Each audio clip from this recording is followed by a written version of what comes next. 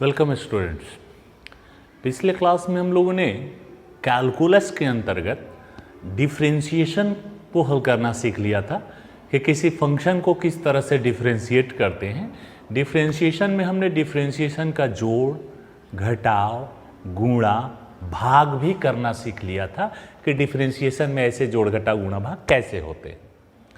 आज के क्लास में हम लोग कैलकुलस के सेकेंड ब्रांच, जिसका फिजिक्स में सबसे अधिक इस्तेमाल है, फिजिक्स में सबसे ज़्यादा इस्तेमाल इसी का करते हैं, जिसका नाम है इंटीग्रेशन, समाकलन।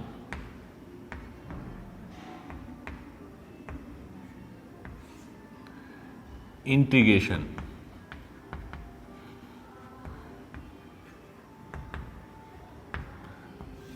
समाकलन को हल करना सीखेंगे, समाकलन करना सीखेंगे कि किसी फंक्शन का समाकलन कैसे करते हैं। तो इसमें क्वेश्चन कैसे आते हैं, पहले क्वेश्चन को हल करना सीखते हैं। क्वेश्चन ये हो जाएगा कि एक्स स्क्वायर का एक्स के सापेक्ष समाकलन करें। समाकलन करें, इसको लिखेंगे कैसे, तो थोड़ा ध्यान देना बच्चों। ये जो समाकलन है ना, इसका चिन्ह होता है, चिन्ह इसका ये है, ये समाकलन इंटीग्रेशन का चिन्ह है।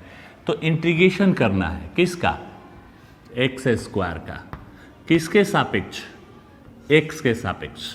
तो एक्स के सापेक्ष अगर डिफरेंशिएशन होता तो dx से भाग देते, समाकलन है तो dx से गुणा करेंगे। ये जस्ट उल्टा होता है, अवकलन का जस्ट उल्टा होता है। देख लो कैसे, ये x dx से वहाँ भाग देते थे तो भाग का उल्टा गुणा होता है, तो यहाँ dx में फंक्शन से गुणा करेंगे।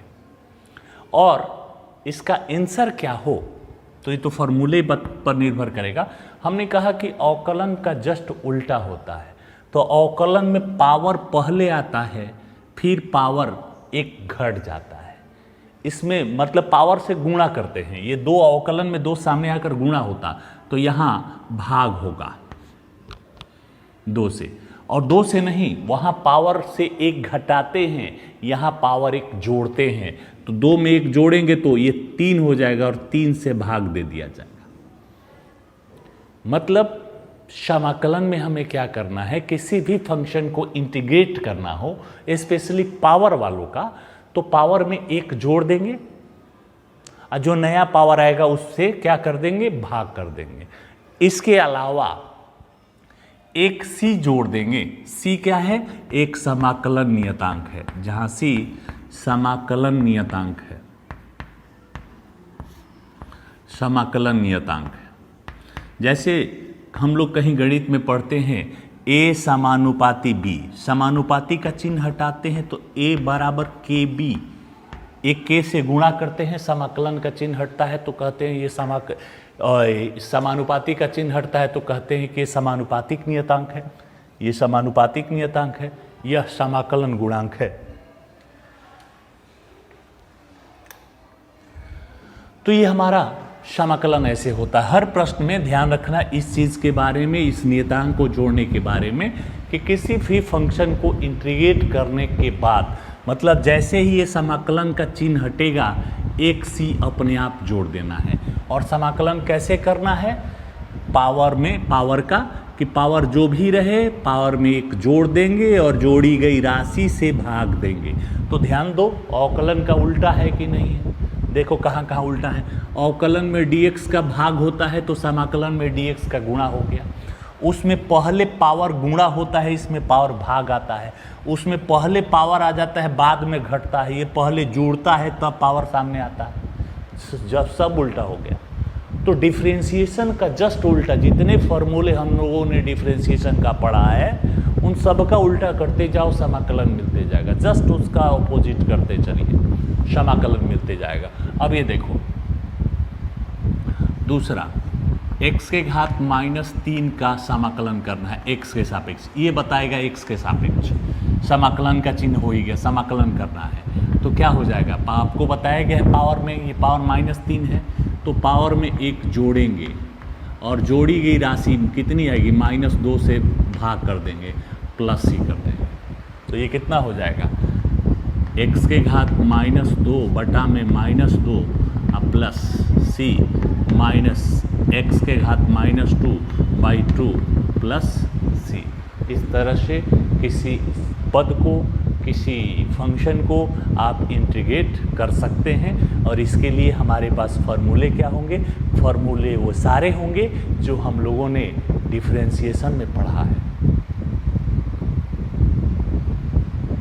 अब इस फॉर्मूले को जानने से पहले इंटीग्रेशन के बारे में और कुछ चीजें हम जान लेते हैं। इस इंटीग्रेशन के दो भाग, पहला होता है अनिश्चित समाकलन,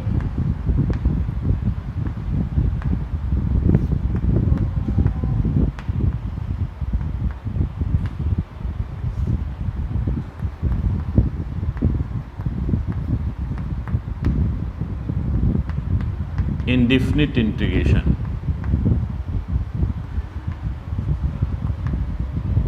और दूसरा होता है निश्चित समाकलन।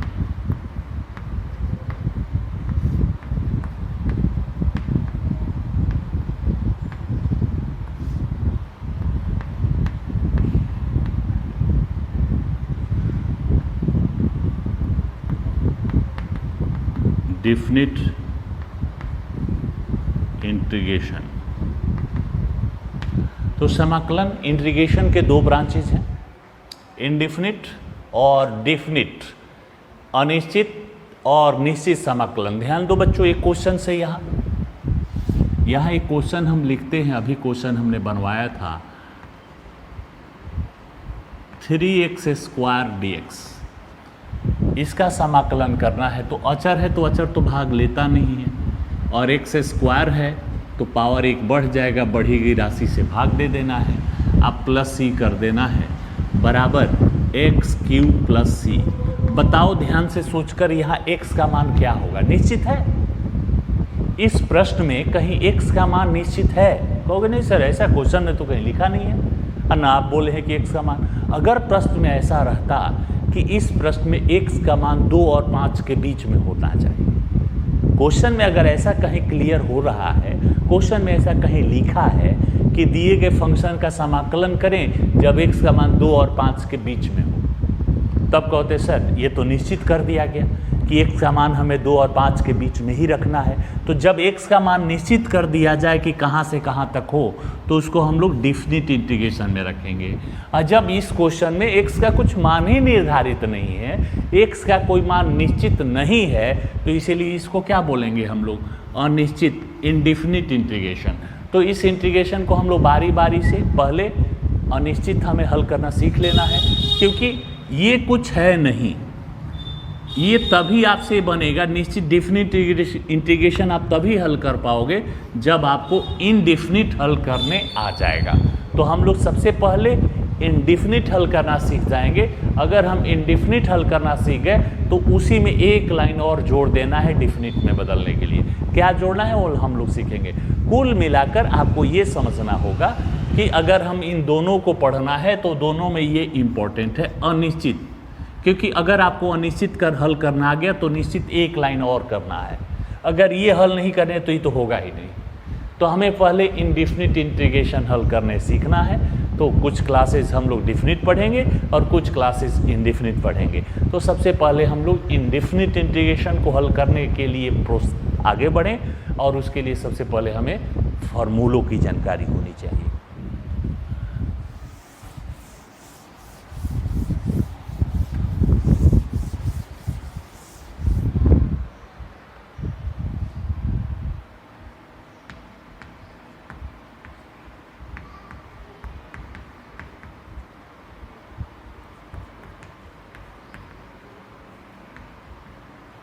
Indefinite integration formula,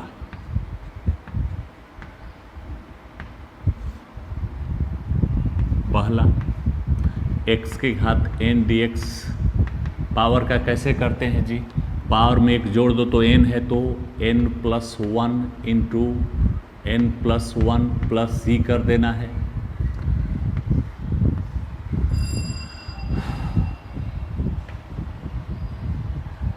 1/x dx। तो 1/x किसका अवकलन होता है? हमने कहा कि अवकलन का उल्टा समाकलन होता है। तो कहो सर log x का 1/x होता है। log x का अवकलन 1/x होता है, तो 1/x का समाकलन log x होगा उल्टा। यहाँ देखो, इसको अगर हम पूरा डिटेल से लिखें, दूसरा कि d/dx ऑफ log x बराबर 1/x होता है। आपको क्या करना है, यह डिफ्रेंशिएशन इधर जाएगा तो इंटीग्रेशन हो जाएगा। तो इंटीग्रेशन हो गया, ये d उधर जाकर, और 1/x है यहाँ, और ये dx सामने चला जाएगा। dx 3 से गुणा कर दो, dx बराबर क्या बचा? बराबर केवल बचा क्या? log x। तो केवल डिफ्रेंशिएशन रॉन्ग साइड में जाएगा तो वह समाकलन इंटीग्रेशन में बदल जाएगा। तीसरा देखो, d/dx ऑफ ex एक्सपोनेंशियल, तो ex का ex ही होता है। ये d इधर जाएगा तो इंटीग्रेशन e के घात x, और ये dx सामने आकर गुणा हो गया, dx बराबर ex ही हो जाएगा। नंबर 4, d/dx ऑफ अचर बराबर 0 होता है, लेकिन यहाँ नहीं होगा।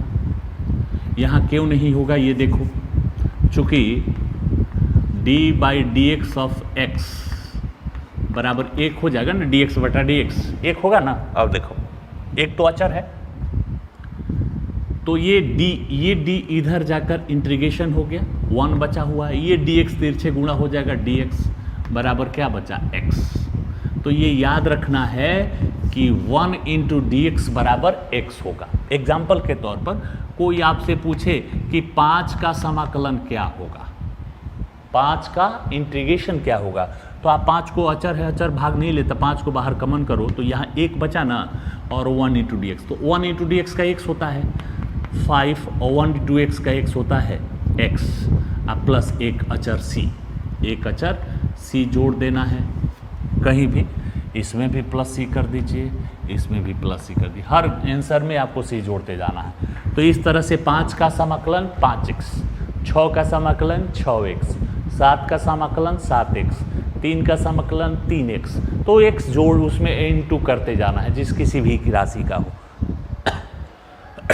तो ये हमारे अलजेब्रिक फंक्शन हो गए। अब ट्रिग्नोमेट्रिकल फंक्शन में चलते हैं। त्रिकोणमितीय फलनों के समाकलन को समझते हैं। पहला ये देखो, d/dx ऑफ sin x बराबर क्या होता है? cos x होता है। ये d इधर जाएगा तो इंटीग्रेशन हो जाएगा उल्टा, यहाँ cos x है और यहाँ dx, ये dx cos x में जाकर गुणा हो जाएगा, बराबर क्या बचा? यहाँ केवल sin x। ये बच्चा एक एक लाइन का ये प्रमाण है, sin x आप प्लस c कर देना है। दूसरा d/dx ऑफ cos x बराबर माइनस sin x होता है, तो sin x dx बराबर माइनस cos x हो जाएगा प्लस c। तीसरा d/dx ऑफ tan x बराबर sec स्क्वायर होता है, तो sec स्क्वायर x का dx समाकलन tan x अब प्लस c, ये तीसरा हो गया। चौथा d/dx ऑफ sec x, इसका होता है sec x into tan x, तो बच्चा लोग sec x into tan x का समाकलन sec x हो जाएगा plus c, d/dx of cot x minus cosec square x, तो बताओ cosec स्क्वायर x का minus cot x plus c, और छठा और अंतिम d/dx of cosec x minus cosec x into cot x होता है, तो ये उधर जाएगा तो उल्टा इसका समाकलन, इसका अवकलन यह हुआ तो इसका समाकलन यह होगा, जस्ट उल्टा होता है। तो cos x into cot x into d x, ये माइनस का चिन्ह इसको दे दो, minus cosec x plus C. तो ये हमारे 6 ट्रिग्नोमेट्रिकल फंक्शन हो गए। कुछ इन्वर्स फंक्शन भी है जो हमने डिफरेंशिएशन में पढ़ा था, उनको भी जान लेते हैं। देखो इन्वर्स फंक्शन में चलते हैं तो पहला d by d x of sine inverse बराबर होता है 1 बटा में root over 1 minus x square. इसका अवकलन यह हुआ तो इसका समाकलन यह हो जाएगा, देयरफॉर 1 बटा में root over 1 minus x square d x बराबर साइन इनवर्स एक्स, और एक सी तो जोड़ेंगे ही। दूसरा d by d x of cos inverse x बराबर -1 बटा में root over 1 minus x square. Cos inverse का अवकलन यह हुआ तो इसका समाकलन यह होगा, -1 बटा में root over 1 minus x square d x बराबर cos inverse x plus C. तीसरा d by d x of tan inverse x बराबर 1 बटा में 1 प्लस एक्स स्क्वायर होता है। इसका अवकलन यह हुआ तो इसका समाकलन यह होगा, देयरफॉर समाकलन 1 बटा में 1 plus x square d x बराबर टेन इनवर्स एक्स, और एक सी जोड़ देना है। ये 3 हो गया, 3 इसका रेसिप्रोकल।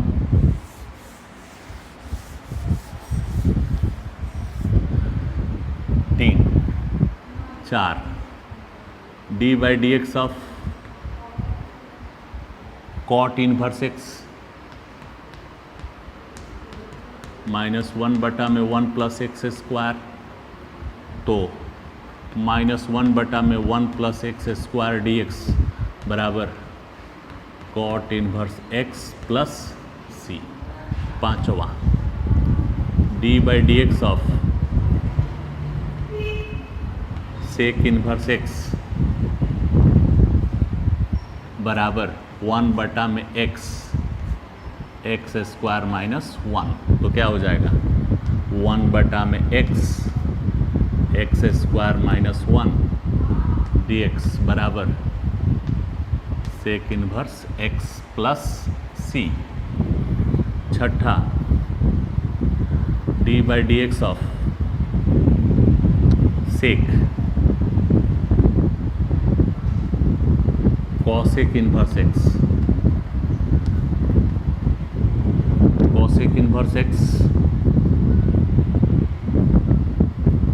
-1 बटा में एक्स स्क्वायर माइनस 1, तो क्या हो जाएगा -1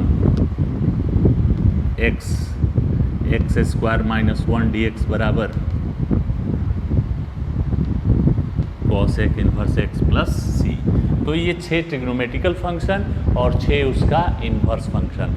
इस तरह से आप इन फॉर्मूलों की सहायता से इनडिफिनिट इंटीग्रेशन अनिश्चित समाकलन को सॉल्व कर सकते हैं। इन सारे फॉर्मूलों का आप इस्तेमाल करते हैं। चलिए कुछ प्रश्नों को हम हल करके देखें।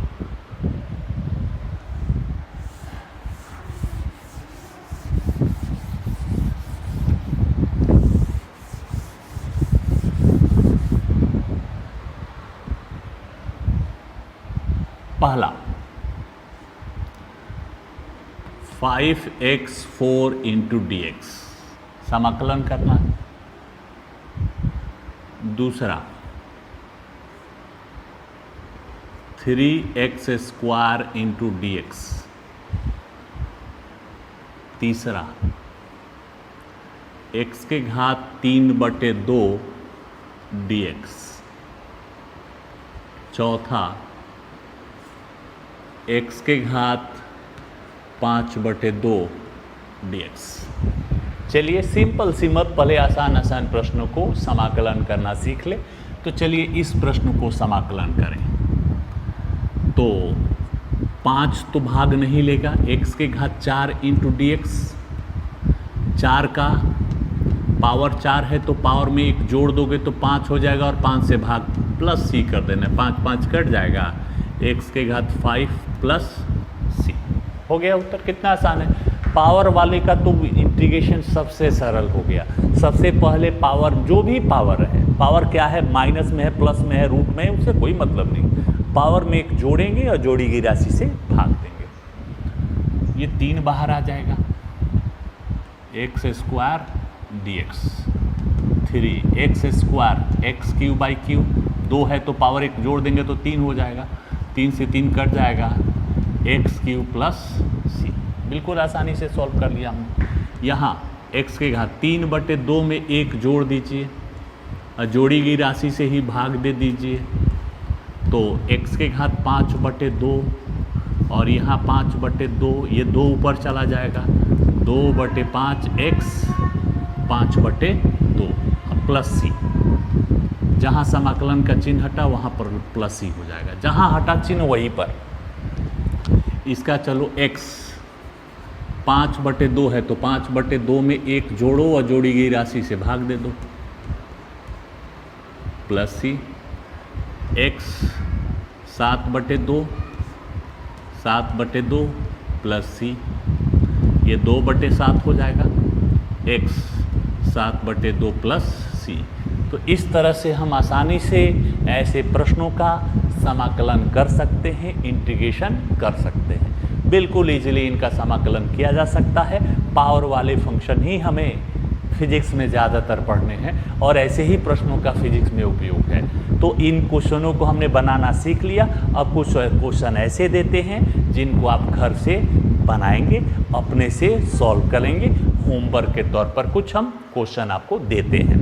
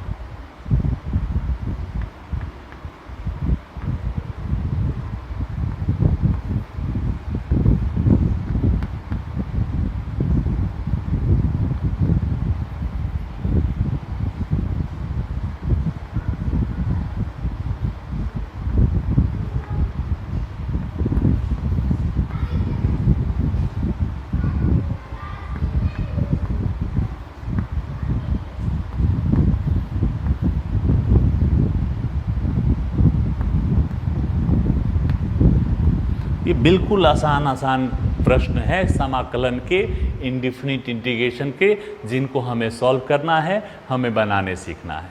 बिल्कुल आसानी से आप इसको बनाएंगे, अपने से हल करेंगे। अगर ये करना सीख गए तो समझ लीजिए कि हमें इंडिफिनिट और इंडिफिनिट हल करने आ गया तो डिफिनिट भी हम आसानी से हल कर सकते हैं।